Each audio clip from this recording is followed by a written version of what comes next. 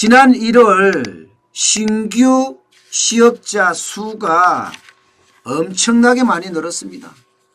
56만 8천 명이나 늘었어요. 56만 8천 명. 야, 그야말로 폭증했죠. 작년 1월에 19,000명이었거든요.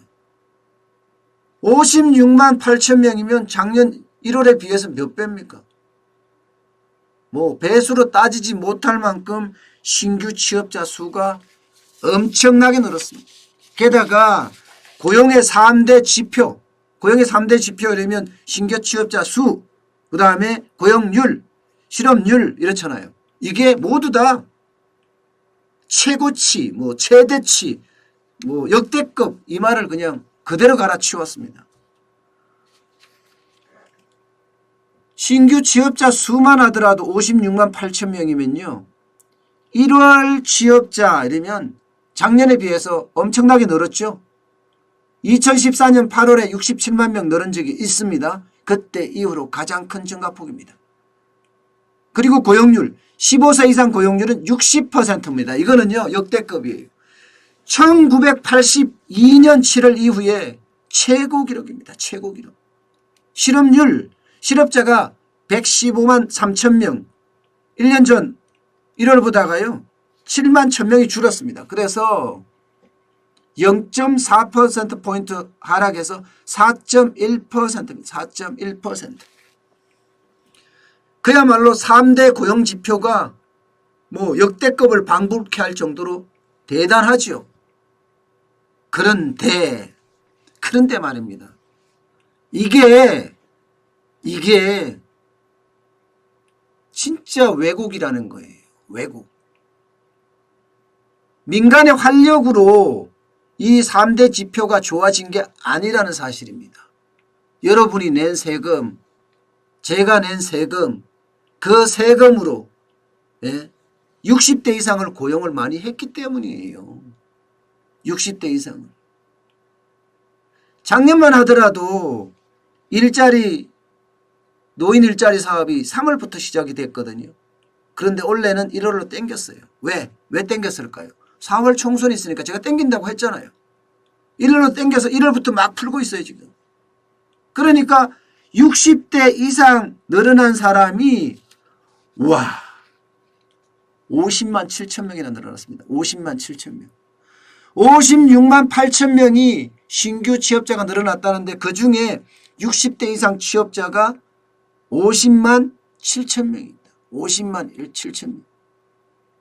결국은 나라 돈으로 여러분들이 낸 세금으로 내가 낸 세금으로 퍼주기 했다는 뜻이잖아요. 퍼주기. 민간에서 활력이 팡팡 솟아나서 신규 취업이 된 게 아니라는 사실이에요. 그러니 답답할 따름이죠. 이게 60대 이상 노인 신규 취업자가 50만 7천 명이라고 하면요. 이것도 역대급이에요. 역대급.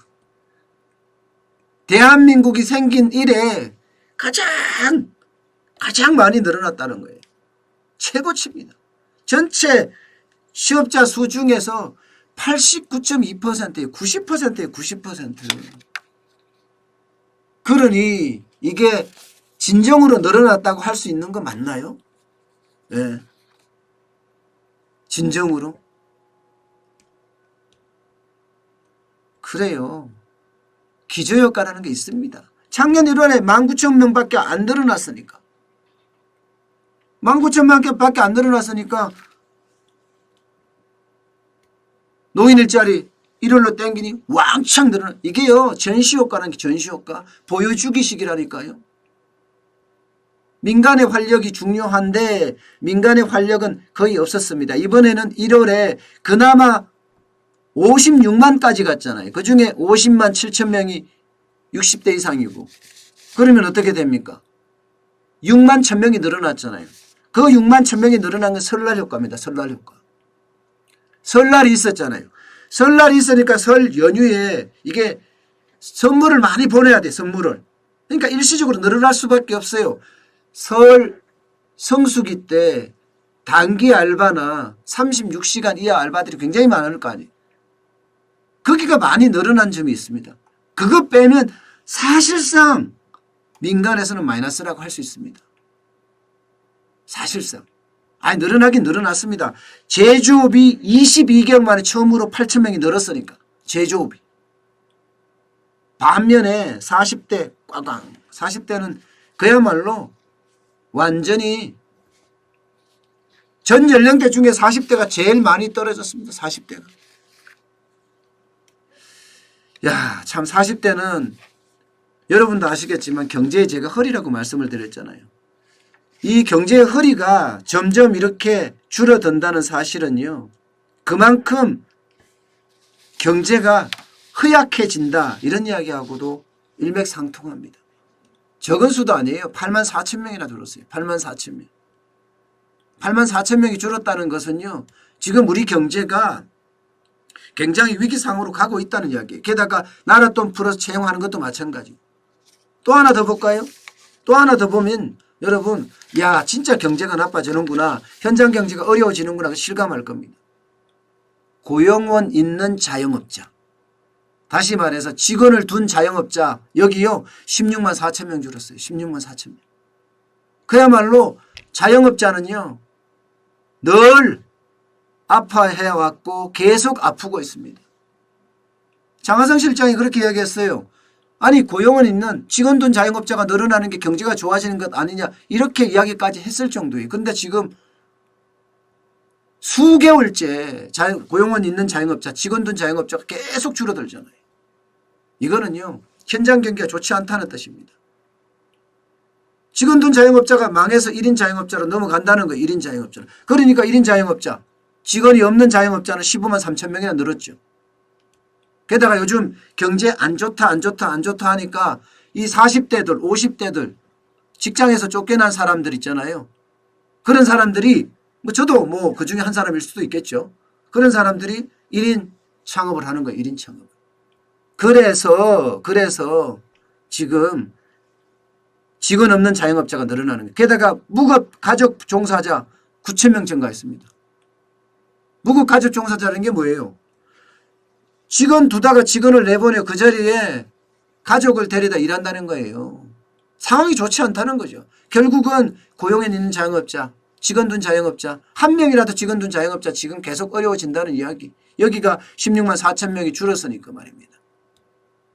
저는 이게 포장을 할 것이 아니라 하면 안 돼요. 포장을 할 것이 아니라 민간에 어떻게 활력을 불어넣어서 민간 기업들 있잖아요. 자영업자부터 시작해서 중소기업, 중견기업, 이 대기업군까지 많은 곳에서 채용이 자연스럽게 일어나게 만들어줘야 합니다. 정부가 옥죄기해서 너네 채용해라 하는 거 말고 말입니다. 그래서 채용이 늘어야지 주머니 돈이 늘어나고요. 주머니 돈이 늘어나야지 많은 사람들이 돈을 쓰게 돼 있습니다. 예, 돈을 쓰게 돼 있습니다. 그래야지만이 좋아질 텐데 저는 글쎄요. 지금 이렇게 나랏돈 풀어서 채용을 계속해 간다면 재정만 더 어려워지지 않을까 그런 생각을 해봅니다.